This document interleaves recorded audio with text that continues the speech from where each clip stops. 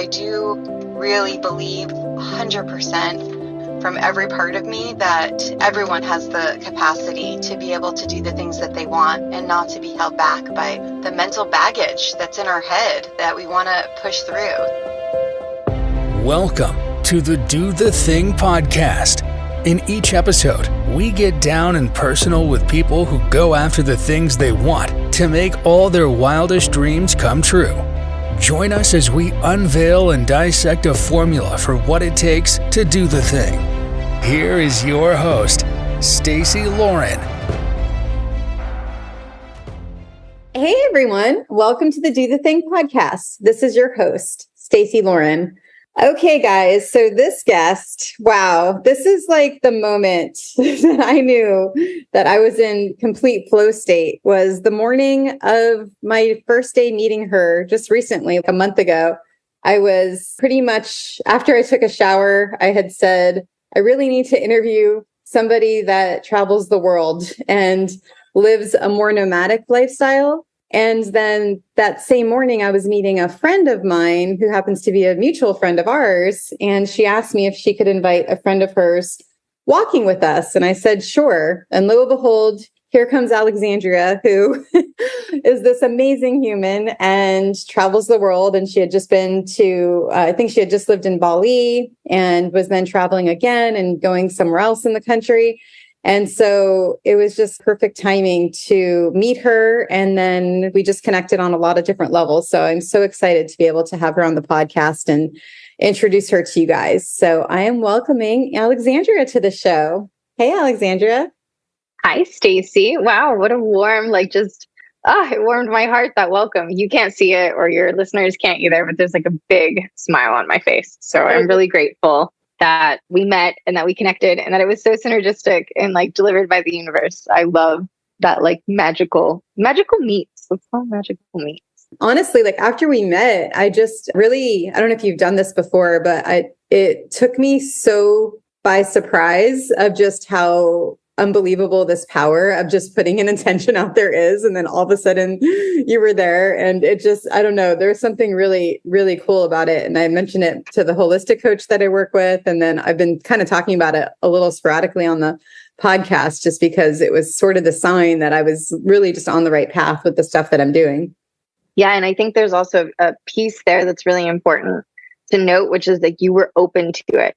So many times we're trying to manifest things and putting things out in the universe. And it's because we don't allow it to enter that it doesn't enter, right? Because you could have said no to our friend and been like, no, you know what? I just want to hang out with you. And I just really kind of want it to be us girls that know each other really well. And I'm just not really opening that space, welcoming me in. And I was what you were asking for at that time. So also kudos, not only putting it out there, but being open to receive it. I'd love to have you share with the listeners more about you and your background and your story. Yeah. And I would like to, beginning, if we could just, if the listeners want to do it as well, if not, they can just skip ahead a couple seconds. But if we could take a couple of breaths together, like it resets your nervous system. And also I've been listening to, I have a tendency of watching Netflix sometimes or videos on like 1.5. And because of that, recently, I've noticed everybody's talking in 1.5. And so when I breathe and kind of reset, it kind of slows everything down to allow it to really sink in and respond versus react, which is what I'm really working on right now. So good. If I can have you close your eyes, and if you're listening, if you're driving, please don't do this. That's dangerous. But if you want to participate, you can also leave your eyes open. And we're going to do what's called box breathing. So we're going to inhale for 4, hold for 4, exhale for 4, and then hold for 4. And we're going to do 3 rounds. And yeah, it will just really help reset our nervous system. Our parasympathetic nervous system turns on and just really help get into the flow and relax. And so those who are listening will be able to, I think, absorb better. And then we will be able to just connect a little bit better. So we're going to start with our inhale. And we're going to count 2, inhaling 1, 2, 3, 4, hold. And exhaling 1, 2, 3, 4. Hold. Inhaling. Hold. Exhaling. Hold. Last one, inhale, holding, exhaling, holding, and then last sigh. It's harder to do and lead, so sorry about that, but thank you for doing that with me. It's so interesting timed. Wow, do I feel good right now? But it's so interesting time because I'm really working on, I joined Toastmasters recently, a couple of weeks ago, and I'm really trying to get more into being able to speak publicly because I haven't ever cared about it before. And now at least I want the choice. If I want to talk to people in a group setting, that I'll be able to. And that was the thing I actually had said today was I really need to slow down because they have this, it's like clicker when you use a filler word or like, or something like that. And once I started getting clicked for using a filler word, I could not get not distracted. One of the girls is there, a trick would be for you to just pause, slow down. And so that was the intention I set today. Yeah, that's a really good tip to slow down. And I've public spake. I've spoken in public a couple times as well. And I usually do that. And then I have like everybody in the audience closing their eyes. So when I'm in front of everyone, they can't see me. And it allows me to take in the fact that there are a bunch of people listening to me at that moment, staring at me in an awkward way, because it can't feel awkward to like public speak. So I just say like, oh, it's just to help you guys. And really, it's just to reset my own nervous system because I do have that tendency. If I don't do that, I speak like 10 times faster, use fillers, then forget things and feel just so rushed and like not grounded in everything. So it definitely helps a lot. It's a great trick. And it really helps you also command the space because a good speaker really commands the attention of an audience. So when you're already running people through a breath exercise and they're kind of allowing themselves to be in a vulnerable space and their eyes are closed, which we don't think about it, but that's a pretty vulnerable thing to do, right? Close your eyes and who knows what's going to happen. And so them listening to you and you already building that energy up, I think, if we look at it on an energetic level, and then going into your mastery or whatever it is you're speaking about. And usually when you public speak, it's about something that you're really good at. So yeah, that's my quick tip for that. All right. Well, I'm excited. So let's dive in. Tell us about you, Alexandria. It's a hard question to answer. What about me? Okay. So when we met, I'll just say it this way. When we met, I had just recently come back from living in Bali for almost 3 years. So 2 years, 8 months to be exact. Thank you, COVID.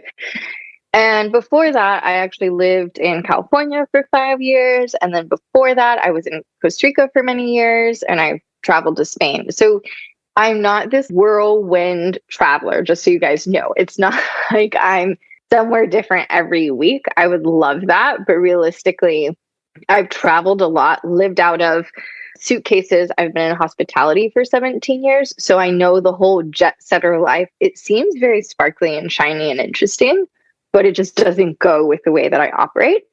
So when I travel, actually, which is part of why we connected and everything, is I like to take time. Time is one of my love languages. So the 5 love languages.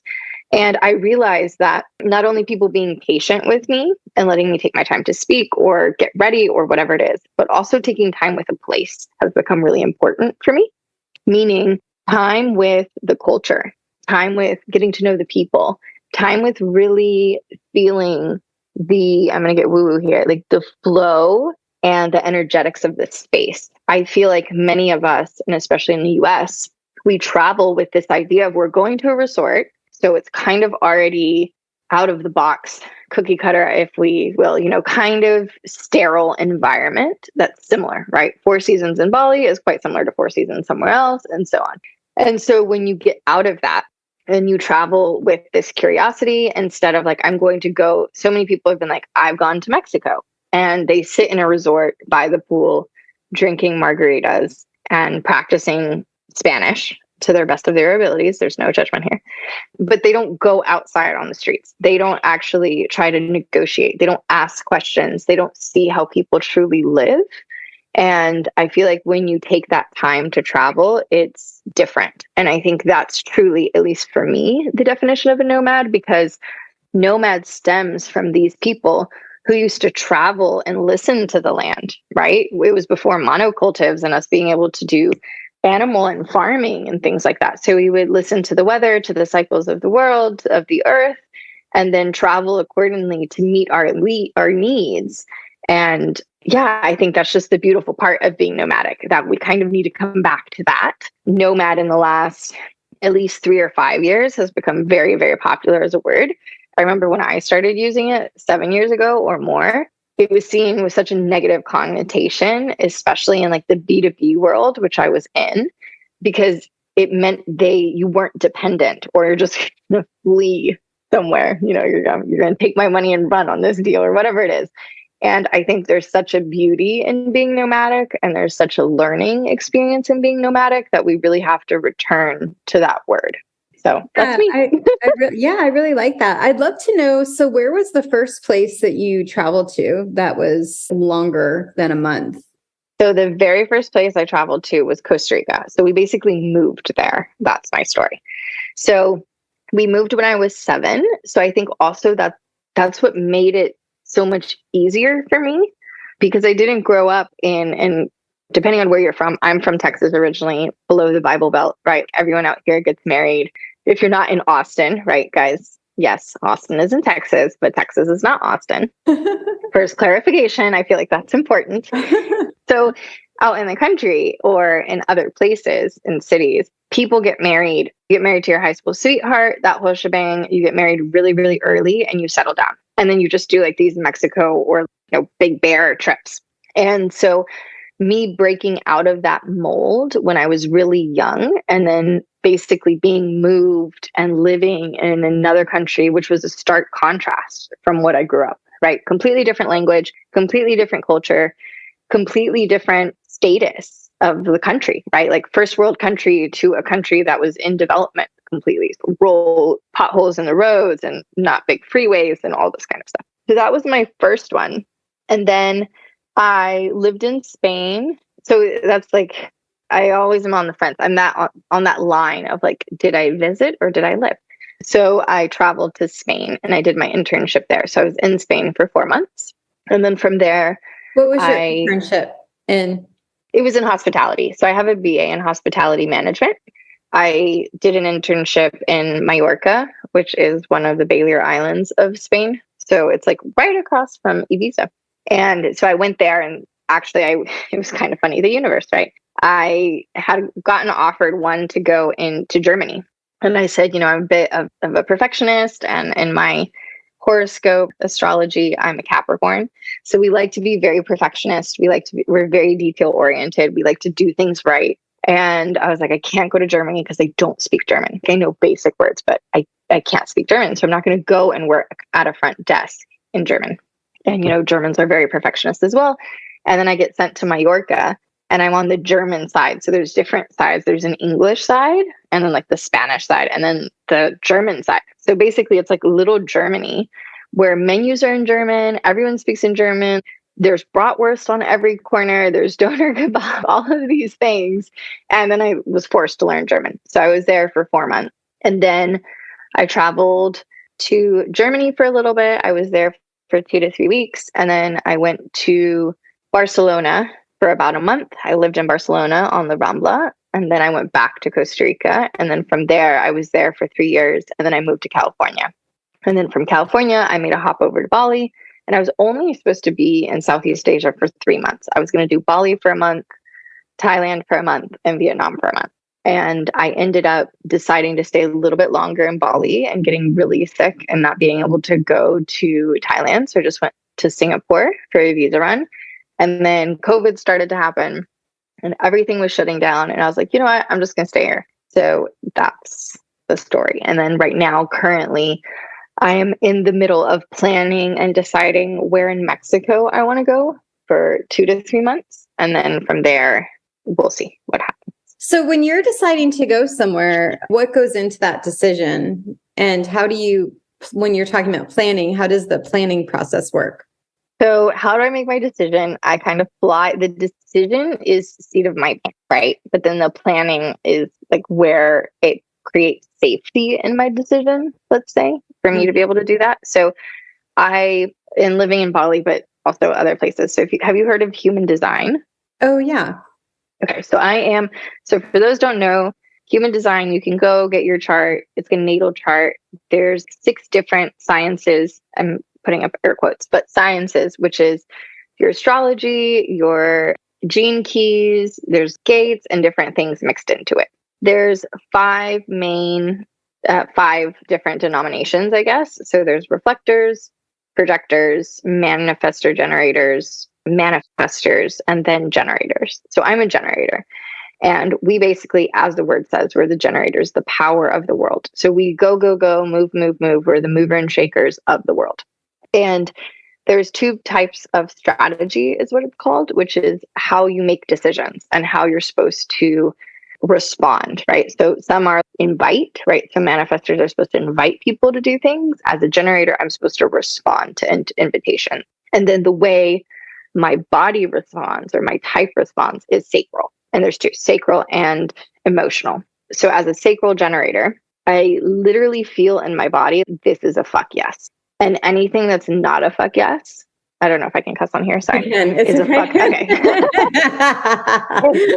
Thank you. I should have that before. Anything that's not like a full body fuck yes is automatically a fuck no.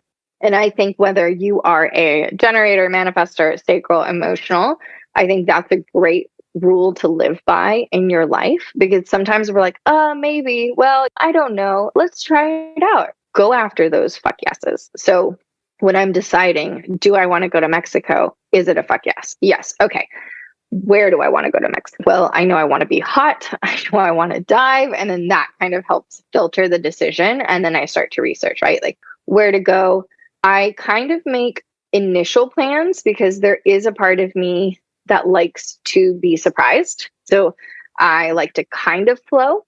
I've always said, being in planning and operations and events and everything for so many years, that it's a good reminder that a river flows because it has a riverbank, right? So when we plan, if we can provide a little bit of, even if it's minimal structure to guide the river, everything flows more easily.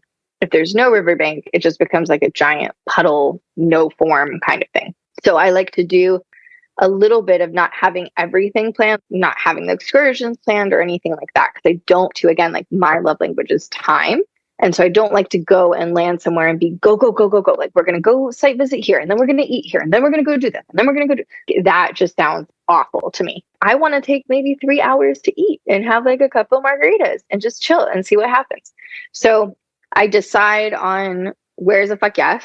Definitely weather for me has become a huge component of my decisions. I do not like being cold, or I'll go to locations that are cold. For example, I've gone to Poland. I was in Germany in December. Barcelona got really cold when I was there, but it's places that are prepared for cold. Germany does it right when it comes to winter. Glühwein is amazing. They have the heaters, they have all the clothes, they have the heaters in the floors. So I'm happy. So I usually seek out warm spots and spots that I can do things that, right? Because like, why travel to somewhere where you're going to be miserable? I don't want to go to Alaska and dig whatever, I don't know, or go ice fishing. Like none of that sounds fun to me. I don't want to sit in a little shack just with freezing and then having to touch freezing fish. This sounds awful. Okay, instead let's go jet skiing in Tahiti. That sounds really good. So that's kind of my process. It was interesting because when we met, I went back to California, which was technically my home base before I left. But this is 3 years later, almost. COVID had happened and a lot of people had left. A lot of people moved to Austin, that is in Texas. And the things had just shifted and changed. And so a lot of my friends were gone. I didn't know really where to stay. I didn't know how long I wanted to stay. And I adopted this exercise of I'm just going to let the universe show up for me and go with the flow. And even though it was magical and I was always cared for, it was awful. Like, my nervous system was fried by the end of 3 weeks. And it was because I realized I enjoy planning. I enjoy having a plan. And it doesn't have to be from here to 5 years. I don't have a plan for my life. I know my wants and desires, but I don't have it. Okay. And then by like December 21st, I'm going to be doing this. But I have an idea. And so not having like an idea of where I'm going to be next week sounds mortifying. It was mortifying for me. It was, I know, and it was really just a manifestation trust exercise because like the universe just kept on showing up and like in beautiful ways. I stayed with the mutual friend that we met through, and I had to rent a car, and it was maybe $400, $500 a week to rent a car. And just so I could like go through storage and like go see people. And our friend was just take my car. And so I was driving BMWs and beautiful, wonderful cars the whole time I was in California. And the last 2 weeks, like not paying a cent, which was wonderful and a beautiful gift. But it also was creating anxiety in me of like not having a plan. So yeah, that was an interesting exercise. I don't like to just fly the whole thing by the seat of my pants. The initial decision, yes, but then there needs to be a little like a rough draft. Have you? This is the idea of that I'm taking here, and then I'm open to changing this. Because there's part of the formula, which is goals, right? Which a lot of people talk about goals, but I think so many people think you have to be so specific in order to have a good, clear goal. And sometimes it is just knowing an idea of what you want. For you, maybe the not wanting it to be in a 1 week period where you're going to have to move and go somewhere else. But you know, what you're saying about even through December, end of the year, or next year, you have an idea of what you want, and then you just keep making steps towards that goal without it having to be perfectly laid out. You're just making one step in the direction of something you want. Exactly. And I think with bringing back, since like this whole conversation started through manifestation, being open to changing. So many times we also want to manifest something, like manifest that goal of $2 million. Yet maybe there's an opportunity knocking on our door that we're not accepting because it's not the way that we envisioned it would arrive. So you're shutting off because you're so headstrong. And this is the goal, but also this is how I'm going to reach it. Sometimes there's beautifully easy laid out paths that we just walk right past because we're so set in doing it a certain way. So I think that's also important of having just a rough draft. Like this is the general idea of what I want to do or what I want to feel. I want to feel rested. I want to feel excited. I want to feel in awe of the place that I go. And then from there, it may be that the place you land is awful. And then you meet someone synergistically, or because the universe delivers you someone, and then they take you to the most amazing place ever, which is exactly what you wanted.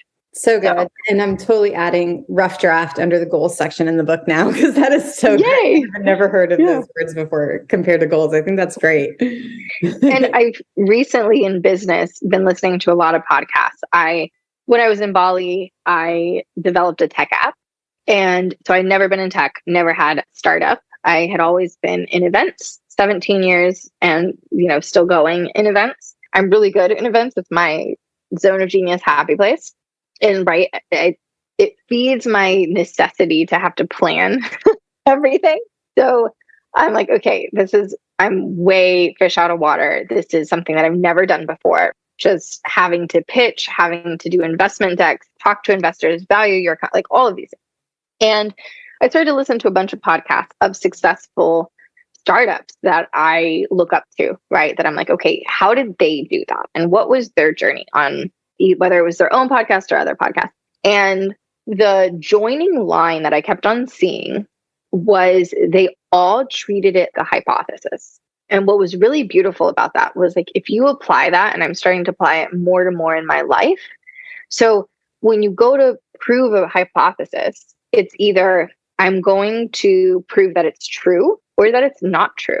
But there's no weight or pressure on either of those. You just want to solve that problem. So when you look at anything that's high pressured, whether it's a vacation, a relationship, a business, a life move, if you look at it more through the lens of, okay, let's move to Panama for 3 months and see what happens. And if the hypothesis comes back at the end of 3 months and says, Panama sucks, bum, that is one thing. And so that's like a way of being like, oh, that's super light. Okay, we realize that Panama is not for us. Moving on. And giving ourselves permission to do that versus, oh my God, we moved to Panama. It sucks. What did we do? This is awful. And just kind of spiraling down into this unwanted lower frequency of, oh my God, my life is over. No, it was 3 months and you realized it wasn't for you.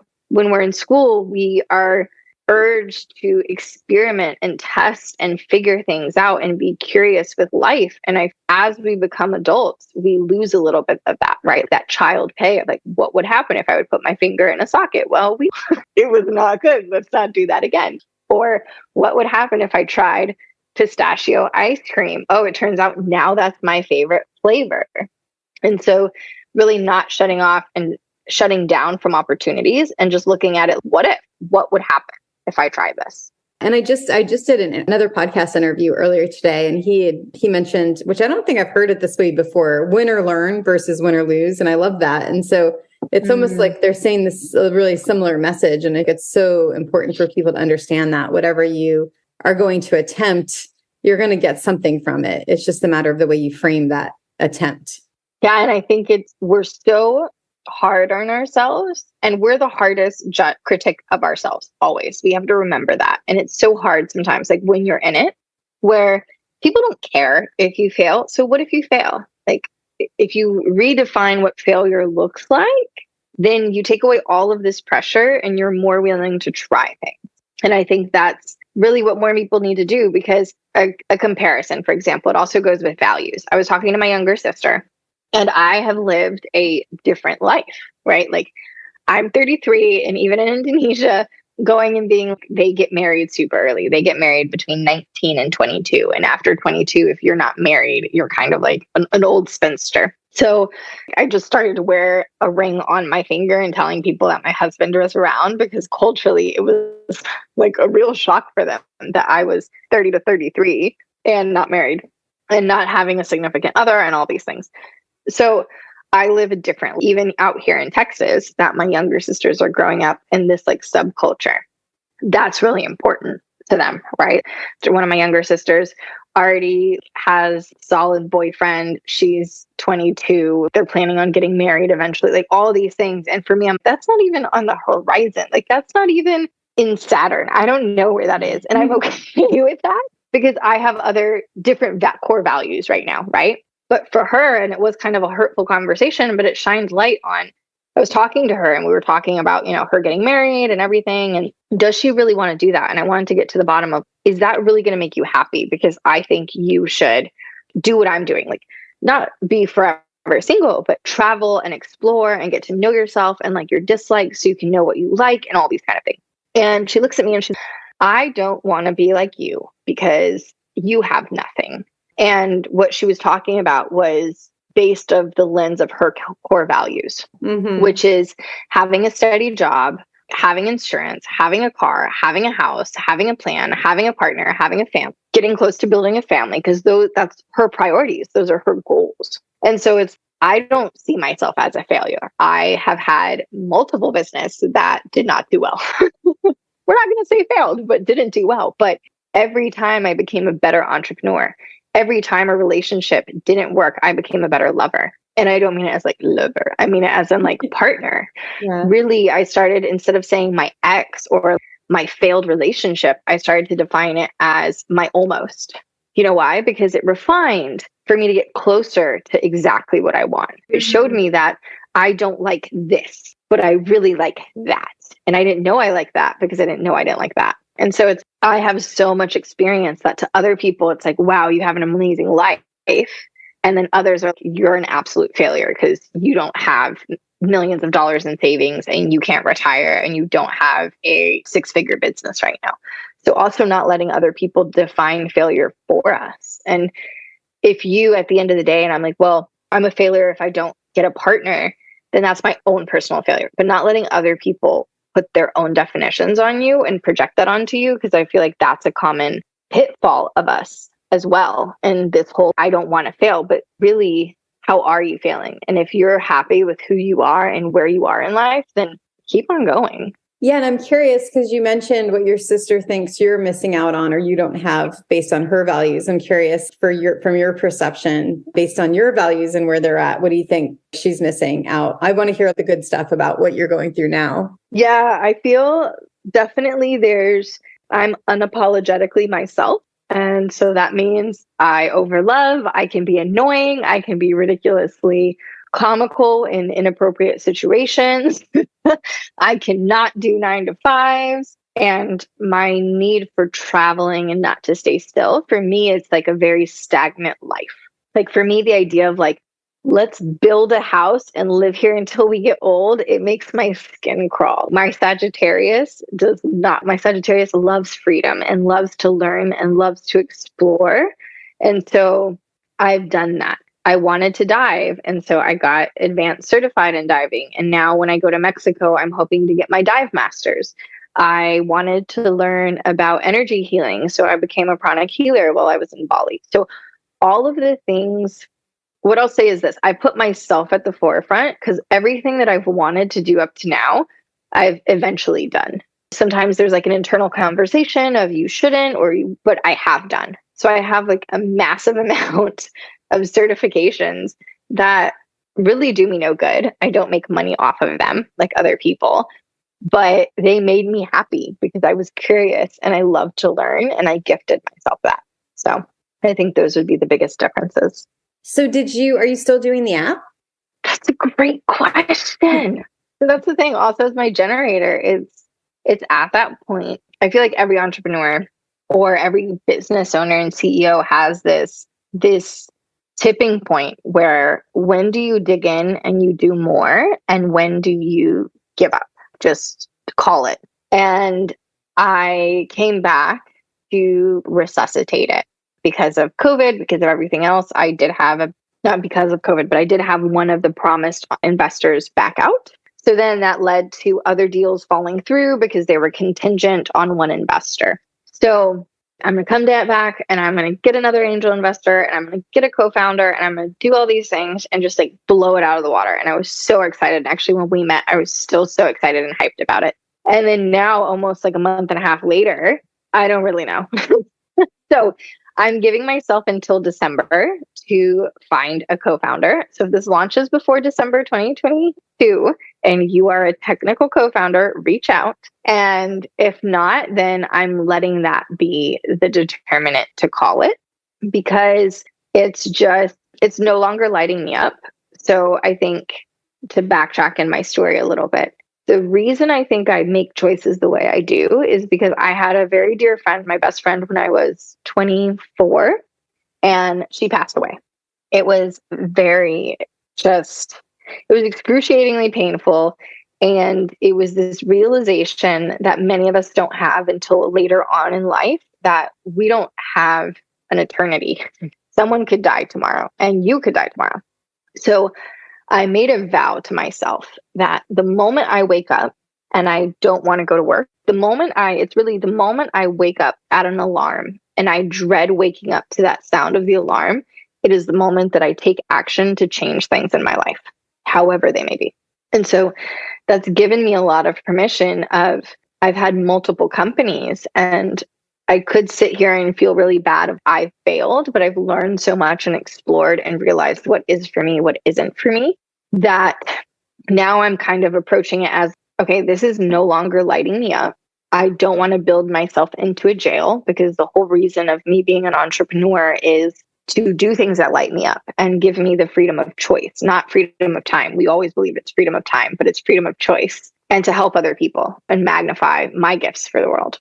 So the moment that it's no longer in alignment and it feels a job, actually, is the moment I shift it. So after that, in the story, about a week later, I walked in and I quit my job. I was making good money for where I was for my title. I had scaled the company I was working with about 40% and made them $500,000 in 4 months, and getting commissions off of all of it. But I was not happy. This is awful. I am not enjoying the ocean. I'm not surfing. I'm not seeing sunsets. What is the point of life if you're not making yourself happy? And you have one job in this lifetime, and it is to make yourself happy. So that really shifted things. All that to say, it's uncertain right now what's going to happen with the company. I started a different project that really lit me up and got me excited while trying to find a co-founder and interviewing. So we'll see. I potentially could do both of them. But what's really not lighting me up is the technical side. That's not my zone of genius. And I did it for 2 years, and it just really as a generator, when something isn't aligned and it's not a fuck yes, it feels really heavy in your body. It's kind of being drunk or stoned. I don't know what is a good analogy, right? Just having sandbags in your body and needing to drag yourself somewhere. It's awful.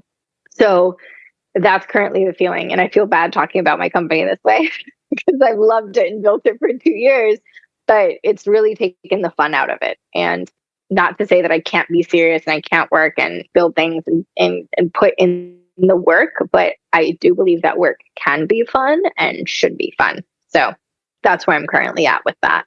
This is really what Do the Thing stands for. It's first of all, doing the thing, not being scared of failing at the thing and getting in there and doing it. And sounds like that's what you've been doing with going after these different companies. And then you're smart where maybe not the right thing. You're either pausing to let it go or you're not doing it anymore versus the person that just keeps doing it. I forget the word you used, but I loved it. The chained or these handcuffed or something. Oh, building a jail. Building a jail. Yeah. Like that's what a lot of times happens, right? Like if people think they have to keep moving forward, even though it's basically the thing that's imprisoning them.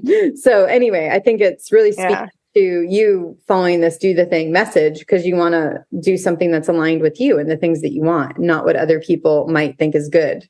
Yeah. And I think with that, the whole like not building yourself into a jail, I think that goes back to like what we were saying at the beginning of the hard-headedness, right? Of like, okay, yeah, you want to be successful and you want to make a lot of money, but sometimes by you thinking that it only has to be through this avenue, or a common one that even I felt was like, I've spent so much time and energy on this, whether it's a relationship, whether it's an animal, a partnership, a business, that you don't want to give up or give in. It's not give up. It's like you don't want to surrender or say goodbye to it or close that chapter. But it's also maybe it served its purpose up until there.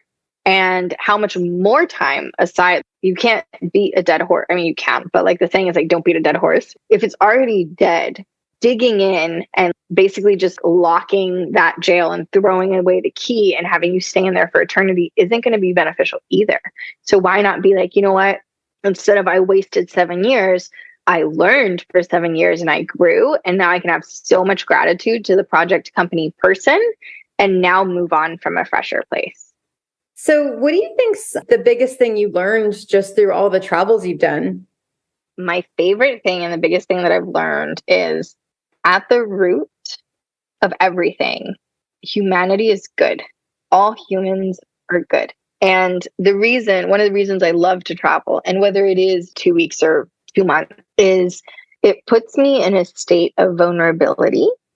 Like I love going to countries or places where I don't speak the language because it forces you to struggle and ask for help to have even your most basic needs met, right? Have you ever gone to a restaurant or something in a place that you don't speak the language and have to ask like what things are in the menu? And surprisingly enough, always, someone will show up and help you. And it's back to that genuine people are good at our core. We're good. We want to help other people. We want to love other people. And so it gives us a touch of true humanity again, because I believe through whether it's social media or news or everything that we're getting bombarded with, that we're really harping on the negative. Oh, Russia's bad because it's invading Ukraine. But Russians are not innately bad. Decisions that the government has made are bad. So it gives me in our earth and society and the world that we can love each other and we don't need necessarily language to do that. How many stories have you heard or even seen? One of my friends recently, she's Brazilian, he's French, and they live in Bali, and that's where we met. And they went to one of the beaches, and in Bali, usually you drive a scooter. So when it rains, kind of like in Southern California, people don't drive when it's raining because the rain, depending on how hard it comes down and at the speed you're driving, it actually physically hurts, right? Like it's cold, it's dangerous, and it hurts. So they were at the beach for the afternoon. They were about to go back to have like lunch or dinner. And I'm paraphrasing the story, it's not verbatim, but this torrential downpour came and they got stuck in the rain, right? So they huddled next to this like little hut because there's like nothing on the beach, right? And there's this older woman, the matriarch of the family, and they it's their house and they have very basic means. And she's cooking and just tending to her family, but said that they could stay there and that that's not a problem, And they were like super grateful. And a couple of hours go by and it's still raining and there's like no escape for them, right? Like it's just getting worse. It's not lightening up. It's just not going to let them leave. And his girlfriend, my friend, starts to get really hungry because she's, we were on our way to eat. And so now I'm starving, which, quote unquote, but starving because we haven't had food.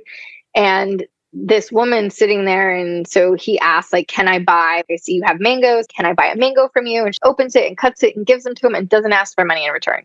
And then a couple moments later comes over and like feeds them. Right. So like they don't have like enough food. Like Bali went through a hard bit of COVID, right? Like they're starting to recover right now, but financially it was really hard because they're based on tourism and their borders were closed for at least 2 years. So a lot of these families don't have anything more than rice to eat and little at that. So, I was just so shocked of how we're these strangers in the rain on her porch and she doesn't have a lot of food, barely to feed her family. And she's offering us this food, like not only the mangoes, but then serve them a warm meal and have them sit down with them. And that's truly the essence of humanity and who we are as humans. And we've deviated from that so much. So travel, I think, brings that back and allows you to connect on a human level because you're not connecting on status. You're not connecting on anything else. You're connecting out of, these are my needs. I need help. I need to explore your country. I need to understand your culture. I need to understand your language. Or I need to eat. I need to sleep. I need to go to the bathroom. And so that's always been so beautiful because it never fails. Someone will always step up and help you. And it just always reignites my trust and hope because things have been dark and they're going darker, right? Like climate change and all of these things and wars and people hating on each other and cancel, all of these things that are happening, that those moments of looking to someone else's eyes and being able to ask them for help and then provide it, or you help other people in certain situations, just really is one of the biggest things that I've learned and that I love to continue to see when I travel. And with that, how do you not, when you're traveling and you're alone, how do you not feel isolated? How are you getting connected to other people? I've been able to manifest really well this. So it's interesting because none of my international travels, maybe just once, have I like flown there alone. So I've always asked, and funny story, before going to Bali, the universe was telling me, you're going to Bali, like very, very clearly, to the point where I said, universe, to go to Bali, if you want me to go to Bali, because I'm hearing these messages, you are going to need to deliver me, whether it's a contract, a gift, or whatever, X amount of money. 2 days later, I opened my mail and I had a check for the exact amount of money that I had requested. There is no way I can't go to Bali. So then I was trying to weasel myself out of the deal and was like, well, I need you to send me a travel partner. And then I'm on this call that night and somebody's, hey, you're planning on going to Bali? I'm planning on going to like Southeast Asia. We should chat. And then we connected. And within a week, we were on a flight to Bali together. Wow. So I've been able to manifest this by staying open. So sometimes Facebook, so there's different groups. There's nomad soulmates. There's girls who love to travel, divers, depending on what you like. There's always a group or a meetup, depending on where you are in the world. And then I was really grateful that I actually knew one person. I didn't know she lived there when I flew out. And then arriving, I saw like one of her stories that she was in Bali. And I was, oh my God, I'm in Bali. And she's like, let's have lunch. I'm like, for sure. And then she popped me into all of these WhatsApp groups of a bunch of nomads and expats. So the other thing that I love is it's actually so much easier to make friends abroad for me, I find, because in European culture and the US culture, especially, not in Central and South America, I don't see it as much, but those two cultures, we're very in our, I would call them ruts, but that sounds a bit of judgment. So very in our way of doing things, right? Like you go to work, you go home, you go out with your friends, and then, you do the whole thing. So it's not like you're not putting yourself out there to welcome new people or just go out and meet new people, which I loved on one of your dares. Part of that is your do the dare Do the Thing date challenge, is it? Yeah. Uh-huh. Okay. Where it's like being open to that. And so I feel when you are away from home and you are categorized as like a nomad, digital nomad, or, you're staying over a week, because if you go for just a week on vacation, usually you go with someone else or something like that.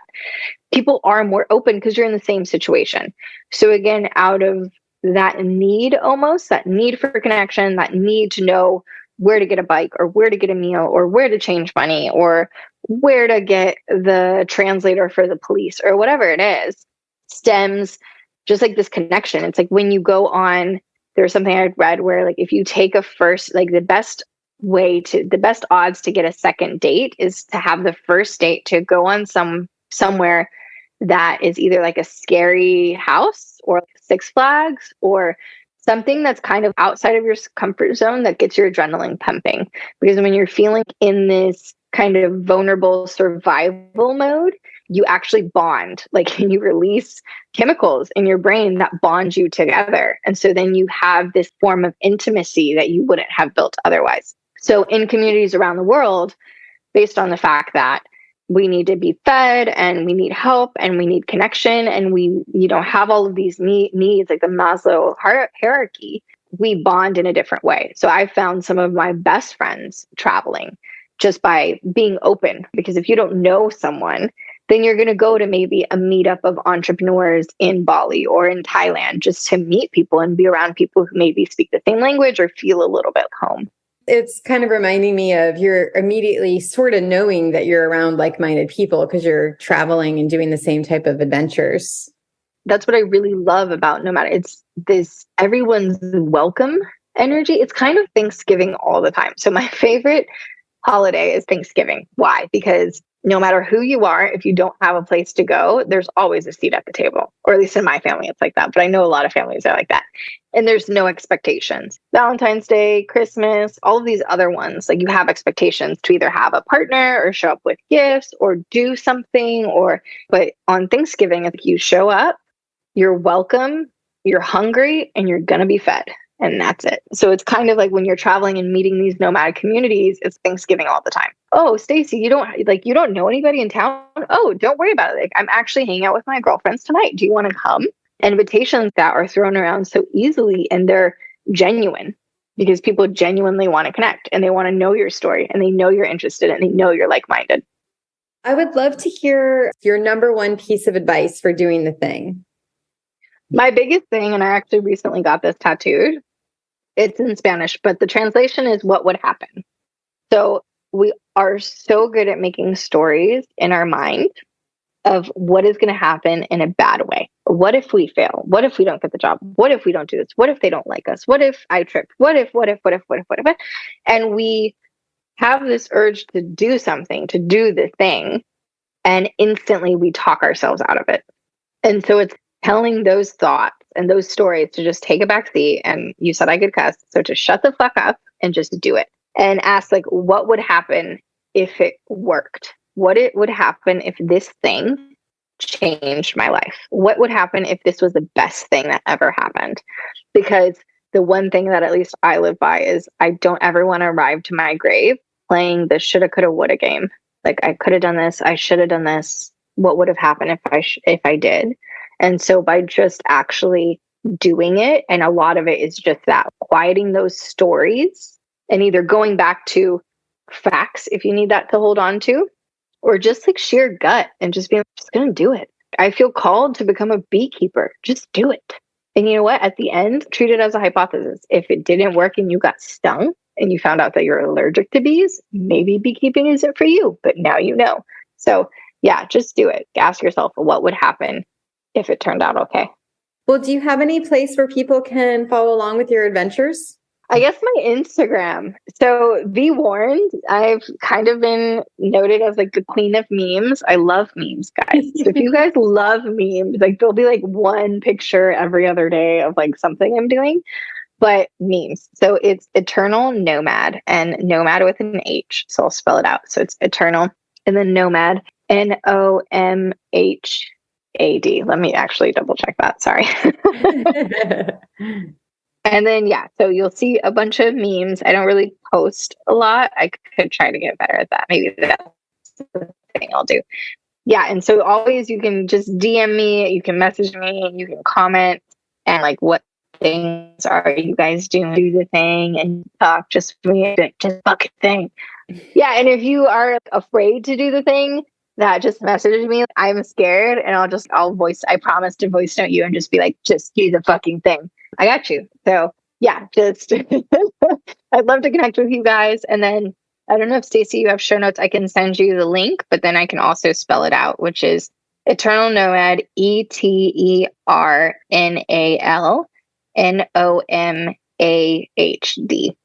And yeah, so I'm like looking through it right now. So there's, a bit of like the travels, a little bit of diving.